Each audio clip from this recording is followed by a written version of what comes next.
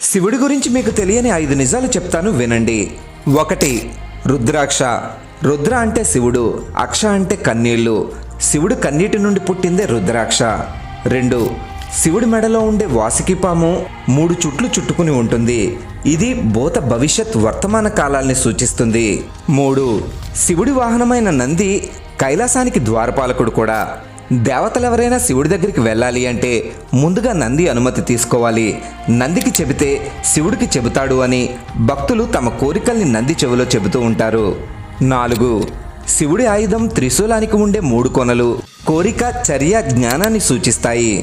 5. శివుడి 2 కళ్ళు ఆ సూర్యచంద్రులు. ఓసారి శివుడు ధ్యానముద్రలో ఉన్నప్పుడు పార్వతీదేవి సరదాగా ఆయన కళ్ళు మూసింది. దాంతో లోకమంతా చీకటైపోయింది. వెంటనే శివుడి శక్తి అంతా అగ్నిగా మారి 3వ కన్ను ఏర్పడింది. కంటెంట్ నచ్చితే హరహర మహాదేవా అని కామెంట్ చేయండి.